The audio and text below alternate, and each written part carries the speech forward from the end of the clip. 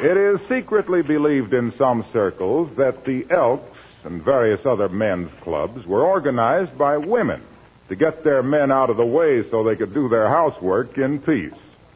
And here at 79 Wistful Vista, one of them is trying to get her spouse out of the house. As we meet, Fibber McGee and Molly.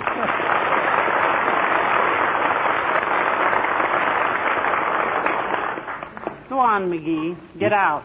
Go on. Scoot. Mother has work to do. Yeah, but where'll I go? Oh, go to a movie. I'd like to have you see the one at the Bijou. Well, what is it? I don't know, but I'd like to have you see it. Look, dearie, Buell and I are cleaning house, and you're underfoot like a fallen arch. Oh, well, I'll keep out of the way. I always lift my feet when you want to vacuum under me, don't I? Well, it isn't your feet, dearie. I want your whole big, beautiful, handsome, well-knit body out of here. Whiz, I just can't walk the streets, can I? Well, go to the public library and read a good book. A good long book. Yeah. The only good long book they got is Anthony Adverse. And that's out. How do you know? I got it. I'm scared to return it because I owe $77.12 on it. Well, maybe they'll make an adjustment. Yeah, that's what the trainer at the Elks did when I sprained my neck playing handball. He made an adjustment, and for 3 weeks I walked around with my head under my left arm. Well, if the trainer at the Elks, that's it. Why don't you go down to the club? I thought you says I've been spending too much time down there. Oh, I say the silliest thing. I think it's a wonderful institution, really. Go on, sweetheart. Go on down to the Elks. And when you get home with your lungs full of cigar smoke and your pants full of pool chalk, I'll have my housework all done. Okay, but you talked me into it, remember? And it may be expensive, too. We play pea-pool for a nickel a point. Dearie, today I don't care if you play drop the handkerchief for $9 a drop. All Buell and I want around here is nobody. On second thought, I don't think I better go. It looks a little kind of like rain. Oh, dear. Well, maybe you can get a ride with somebody. Alice is going to the airplane plant very shortly. And the car that picks her up goes right past the Elks. Say, that isn't a bad idea. I'll ask Alice if Oh, here she is now, McGee. Hello, Alice, dear. Hello, Mrs. McGee, Mr. McGee. Hi, kid. Look, you're leaving pretty quick for the airplane plant, aren't you? Yes, I am. I'm getting there early today because I have to instruct some new employees in how to adjust a centrifugal equalizer on the universal compensator and the hydraulic midsection booster gear. Oh. They always have trouble getting the lock flange clearance past the binder flap. You don't say. How ridiculous. Incidentally, Alice, that's an awful cute suit of coveralls you're wearing. Oh, thank you. I designed these myself, Mrs. McGee. The only coveralls I could buy made me look like I've been smuggling wheelbarrows. Pretty sharp outfit, kid. What's that little pocket on the side there? Oh, that's where I keep my lipstick and compacted mirror and comb. It was my own idea. Yeah, but why is the pocket sewed up so that you can't get at them? Well, that was my boss's idea. He said they could assemble 4 bombers while I was correcting nature's mistakes. Well, I'm ready to go whenever you are, Alice. Go where, Mr. McGee? Well, he wants to ride as far as the Elks Club with you, Alice. You got a car? It's a fellow who works at the plant's car, and it's his turn for the carpool this week. Well, McGee doesn't care, Alice. He'll ride with anybody. Why, sure. Sure. What do I care if I'm seen riding along with a bunch of people in working clothes? Why, some of those people might be just as good as I am. Oh, now, Mr. McGee, let's not go all to pieces about it. Well, they are. In fact, kid, when a fellow of my standing mixes with the working classes, that's democracy at its best. And that's egotism at its worst. Well, anyway, Mr. McGee, it's only a coupe, and there are 6 of us in the carpool. There wouldn't be room for you. Oh, pshaw. Crowding doesn't bother me. I'm no snob. Don't crowd yourself in if it makes everybody uncomfortable, dearie. Oh, well, it isn't that, Mrs. McGee, but it would be so hard on the tires it would defeat the whole purpose of carpooling. What do you mean? Well, the whole idea is to conserve cars. There's a terrible shortage of new tires and cars and gasoline, and it'll get worse. Didn't you know that already over 4 million cars have had to be scrapped? Heavenly days, 4 million. I don't believe it. I think somebody's got the figures all wrong. Why, Mr. McGee? Because I read the other day that the average car traveling from home to work carries an average of 2.5 people. I read that, and that's ridiculous. It's got to be either 2 people or 3 people. Just half of people just don't make sense. Well, just the same, dearie, Alice is right. They formed that carpool with 6 people to save the use of 5 other cars. And if you overload this car, it certainly won't help anything. I'm terribly sorry, Mr. McGee. Oh, that's okay, kid. I ain't one to push myself in where I'm not wanted. I was merely trying to... There's my car now. Goodbye, Mr. McGee and Mrs. McGee. Goodbye, dear. Here's your tool chest, Alice. Oh. I'll pick it up for you. Ooh, what do you got in there? Sledgehammers? No, just my lunch. Just your lunch? Then why is it so heavy? My gosh, Oh, here you are. I had my foot on it. Well, I've got to run. Goodbye now. I'm sorry we can't take you, Mr. McGee. Personally, I just love to drop you off someplace.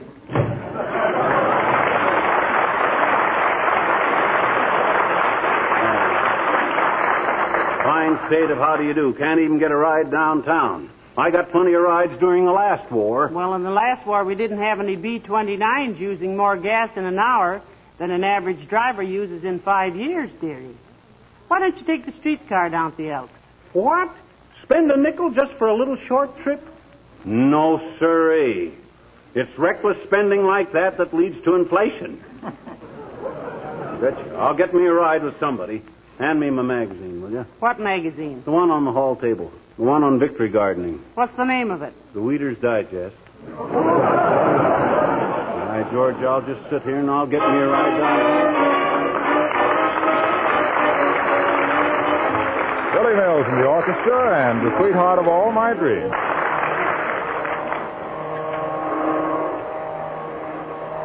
Move over to the other chair, McGee. I want to vacuum where you are. What'd you say? I said, will you please move so I can vacuum where you are? I can't hear you. I said, will you please move over to the other chair so I can vacuum here? Oh, sure. I'll sit over here. Thank you. What? I said thank you. I can't hear you. I said thank you. Oh. You're welcome. What? I said you're welcome. I can't hear you. I said you're welcome. Oh. Look, dearie, this is what I was afraid of when I suggested you go down to the Elks. I'm getting housemaid's thumb turning this vacuum cleaner on and off. Oh, my gosh, I can't help... Oh, dear, peek out and see who that is, dearie. Okay. It's Mrs. Carstairs. Oh, it's an informal call, though. She's wearing her dirty old last year's emeralds. Now, be nice to her, McGee. She can't help it if she's worth several $1 million. Oh, I don't hold her money against her. Only thing I mind is she always looks at me like I just crawled out of a hole in an apple. Well, my goodness. Come in. Well, if this isn't a surprise. Why, you knew... Good day, Mrs. Carstairs. How do you do, Mrs. McGee? So glad to find you at home. Hi, Carsty. Say we had a wonderful time at your house the other night. At my home? Yes. You know, at the reception you gave for Leopold Cadenza, the violinist. Oh? Oh, yes, to be sure. And say, he certainly can play the violin, Mrs. Carstairs. He can play 2 guitars on a fiddle and make it sound like 5 banjos on a pipe organ. Yeah, as the old saying goes, it's wonderful what beautiful sounds you can get by pulling the tail of a horse across the insides of a cat.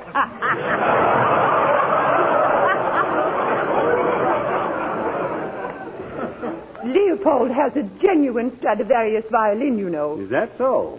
Over 300 years old. Well, my goodness. Nobody would ever suspect it. Sounds just as good as a new one. Quite. Hey, Carsty, if you're going past the Elks Club, I'll bum a ride with you. What a perfectly descriptive phrase under the circumstances.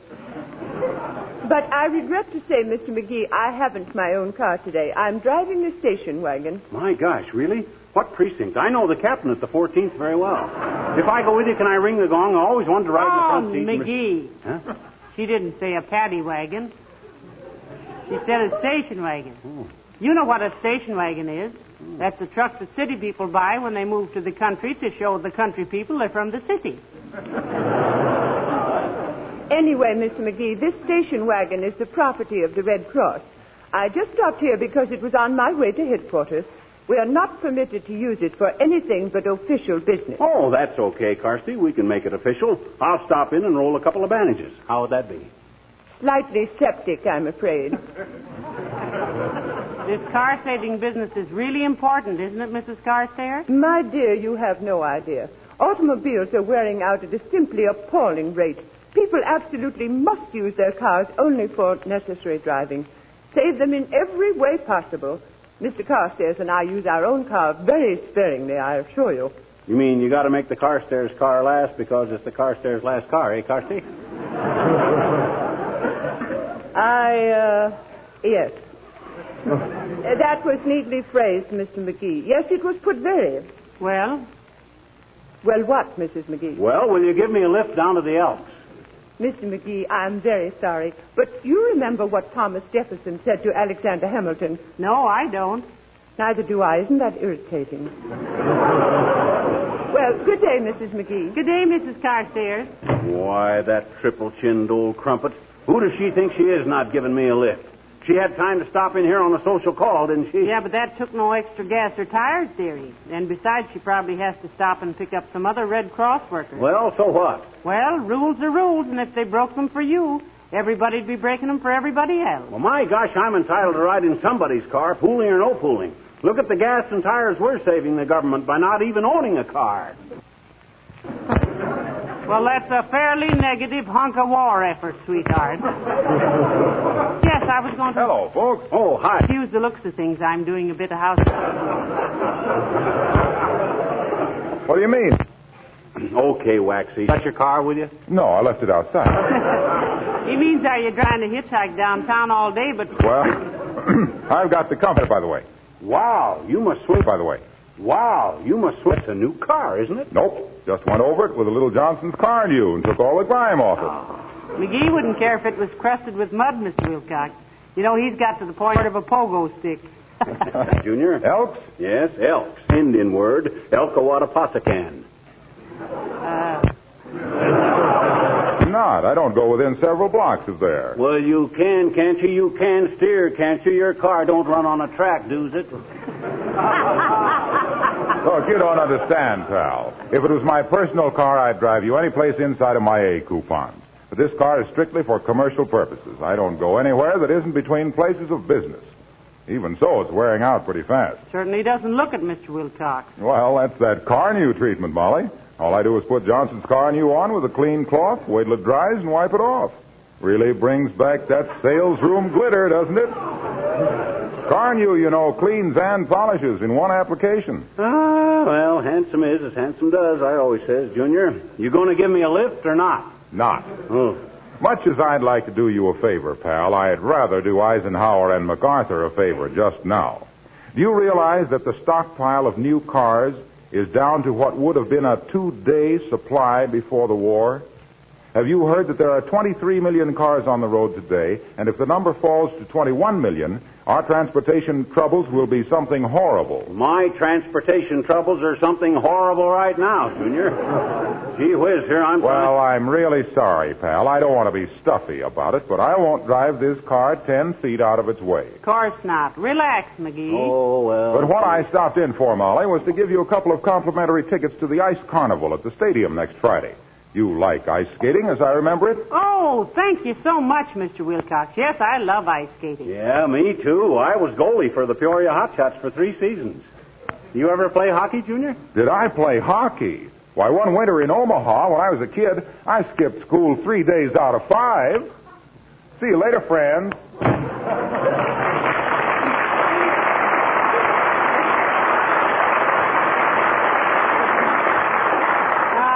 He had that confused with hooky, didn't he? He's got everything confused, including me. Great bunch of friends I got. Wouldn't give a ride for 3 blocks if I was carrying the San Francisco delegate's piggyback. Oh, you're just talking, McGee. Oh. You know as well as anybody how important this car conservation thing is. Nobody's picking on you. Well, maybe not. But today of all days when I simply got to get down to the Elks. What for? Because, there's a certain... Well, gee whiz, you wanted me to go, didn't you? Just to get you out from underfoot, Pet. But it doesn't matter now. Stick around. No, sirree. I got my back up now. I'm going to go downtown if I have to walk on my hands. And I may stay down for dinner, too. Hey, what are we going to have for dinner here? I don't know. I'll ask Beulah. Oh, Beulah! Beulah! Somebody ball for Beulah?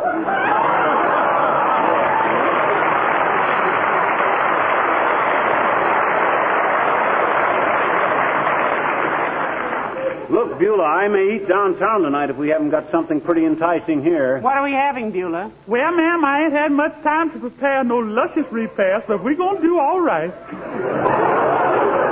If chicken croquets and cream gravy and fresh green peas and walnut salad, bacon powder biscuits, and a deep dish cherry pie was possible to get together, I'd do it, but it ain't, so we haven't baked beans.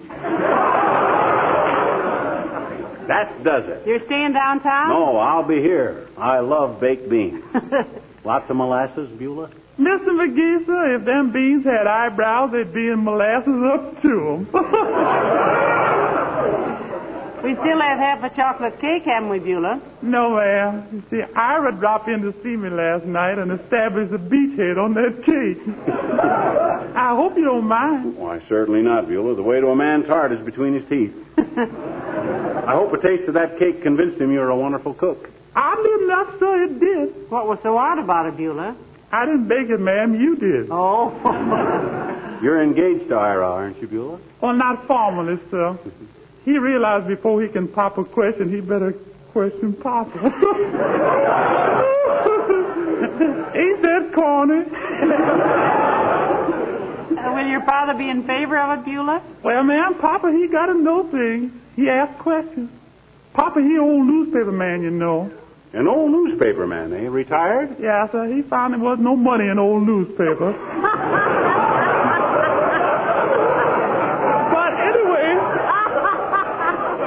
Anyway, before he gonna let Ira marry his little gal, he gonna be sure Ira's in a position to support me in a manner to which I would dearly love to become accustomed. Well, what if he finally says no? Then us elopes, ma'am. Be careful with that eloping business, Beulah. Don't be hasty. You know the old story. Out the window and down the ladder, and you might wind up in Reno, Nevada. That's kind of corny, too, isn't it?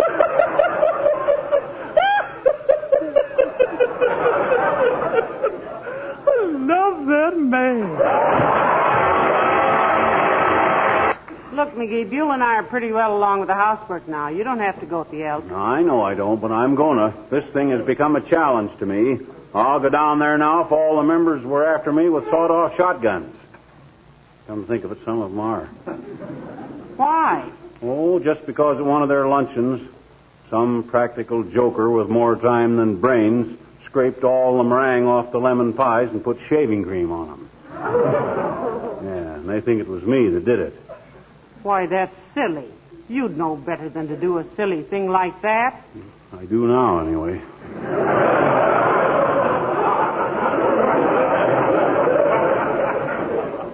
Shaving cream cost me 40 cents. But as I was saying, if nobody will give me a lift down to the Elks, I'll be forced to simply get... Oh, come in. Oh, hello, Dr. Gamble. Hello, Molly. Hello, Gopher Puss.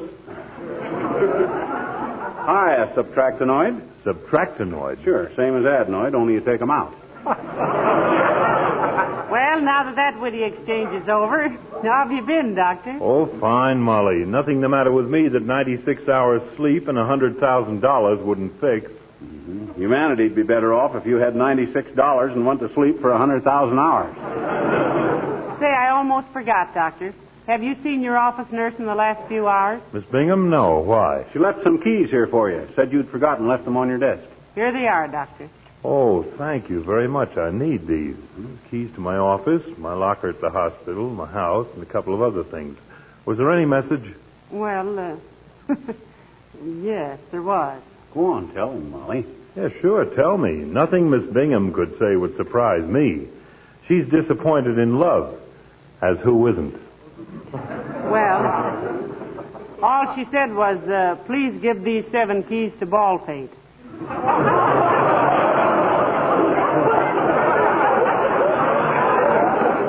By the way, Doc, you going downtown from here? Yes, I am, Sonny. Do you go past the Elks Club, Doctor? Within 5 feet of the door, my dear. Close enough so they could reach out and slap me with my long overdue dues.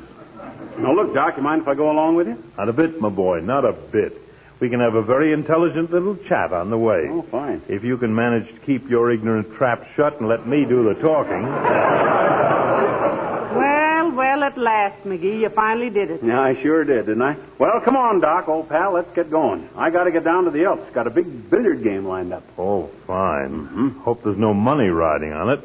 With a billiard cue, you're as clumsy as a cub bear with 90 feet of barbed wire. I always heard he played a pretty good game of billiards, Doctor. From whom did you hear that? From him. I can play the pants off you, Aerosmith. I've seen you play. And you couldn't hit 3 cushions if you were laying on a sofa with a tennis racket. Listen to the poor man's Willie Hoppy. Why, Look, boys, I don't like to break up what looks like the beginning of a beautiful enmity, but if you're going to be back for dinner, McGee, you better get going. Yeah, I guess I better have it that. Well, come on, Doc, old pal. All right. Good day, Doctor. Hurry back, dearie. Okay, I'll split my winnings with you, Molly. Don't count your chickens before you lay your eggs, Bantam. Bye, Molly.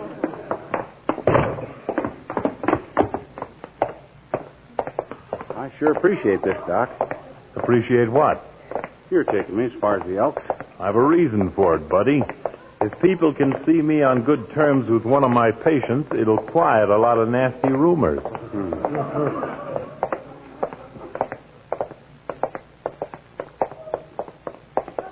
You know, you're the first person I met today that acted human. It's a great act, isn't it? Sometimes I wonder how I do it. Without makeup, too. Well, what I mean is I've been getting the brush off all day. Pushed around like a set of checkers. Too bad.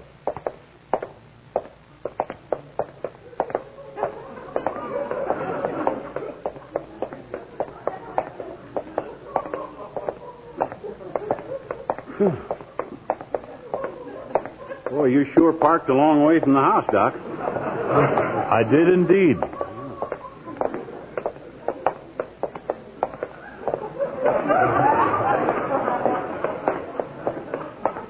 My gosh. Where is your car? In front of the Elks. In front. Oh, this is ridiculous.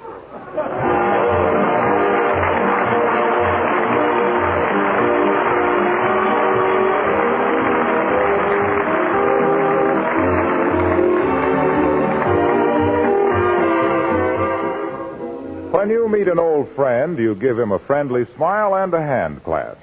Have you ever stopped to think that a friend's first glimpse of your home is... Ladies and gentlemen, today there are more than 2 million American-made military vehicles running on American-made rubber tires.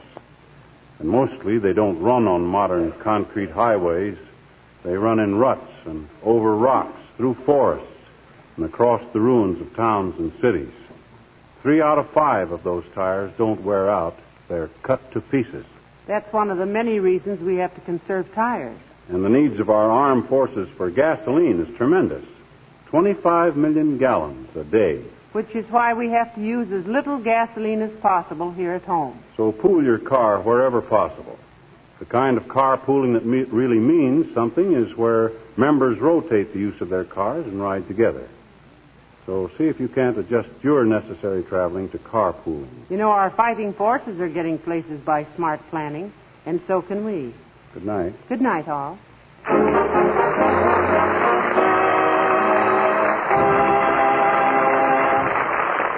This is Harlow Wilcox, speaking for the makers of Johnson Wax Finishes for Home and Industry, inviting you all to be with us